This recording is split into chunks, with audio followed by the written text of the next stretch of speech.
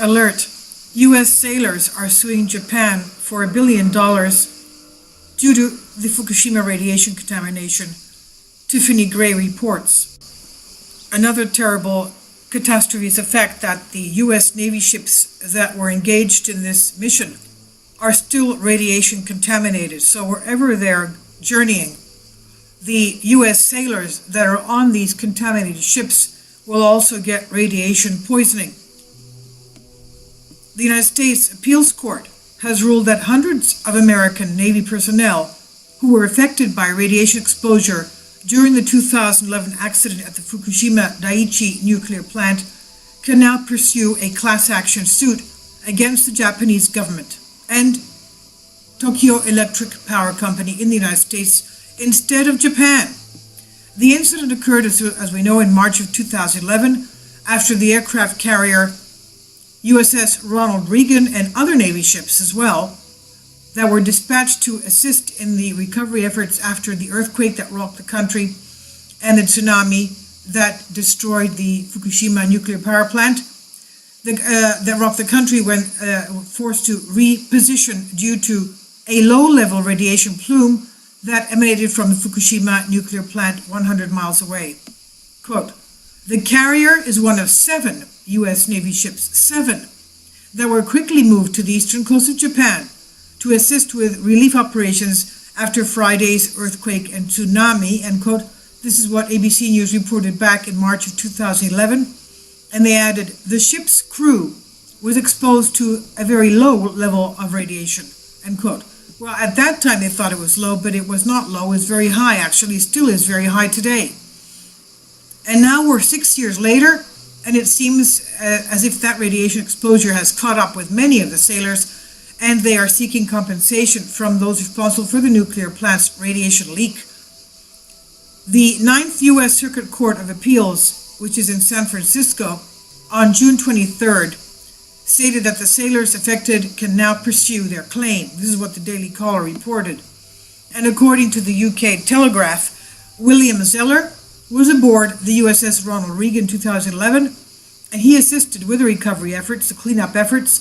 He told the newspapers that things have gotten worse since that mission. William Zeller said, "Right now, I know I have problems, but I'm afraid of actually finding out how bad they really are." Zeller, a former martial arts instructor, has the same complaint as the other plaintiffs in the case. Prior to that 2011 mission, they were healthy and active. Now they suffer from ailments believed to have been caused by the exposure to the radioactive atmosphere. Zeller said, "I literally just go to work and go home. I don't have the energy or pain threshold to deal with anything else." So far, 318 sailors have joined a class action suit that is seeking a $1 billion settlement for the various ailments they claim were caused by their exposure to Fukushima's radiation contamination. The Telegraph reported, quote, "The California-based law firm representing the plaintiffs say they have been affected by a range of complaints ranging from leukemia to ulcers, brain cancer, brain tumors, testicular cancer, thyroid illnesses, and stomach complaints," end quote. The suit alleges that TEPCO, the Fukushima owner, is financially responsible for the sailors' continued medical care because the company, quote, "failed to accurately inform the Japanese government of the scale of the problem," end quote.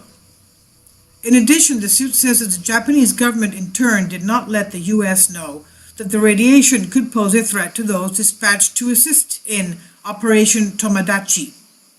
This is huge news, and the sailors will be able to pursue their claim on U.S. soil and must be a welcome relief for the men and women who were affected while on board the USS Ronald Reagan. This is from the Daily Caller on Conservative Tribune. I would venture to say that the 7 ships that were involved in this recovery effort probably have the same problems. Their crew that were dispatched there probably have the same radiation sickness problems, and they will probably, again, enter a lawsuit going after TEPCO and the Japanese government. Now, okay, so they're going to be suing TEPCO and the Japanese government on U.S. soil. How are they going to get their compensation? Let's say TEPCO says, we're going to file bankruptcy, we can't pay you. Or the Japanese government refuses to pay, or they'll pay 10 cents on the dollar. Who's going to force them to pay? And so this is, as you can see, an ongoing terrible legal battle. In the meantime, these people are suffering very badly. God forbid. And the Fukushima disaster is still ongoing. From one of my previous videos, they stated that they don't have room to dispose of the water, the radioactive water, and the sludge and the sewage, and they're dumping it into the Pacific Ocean for lack of space. I guess it's cheaper for them to just dump everything in garbage bags into the Pacific Ocean. And that's why the fish of the Pacific Ocean is dying off, and we should not touch it with a 10-foot pole. Don't eat Pacific Ocean fish. Okay, this is on Conservative Tribune.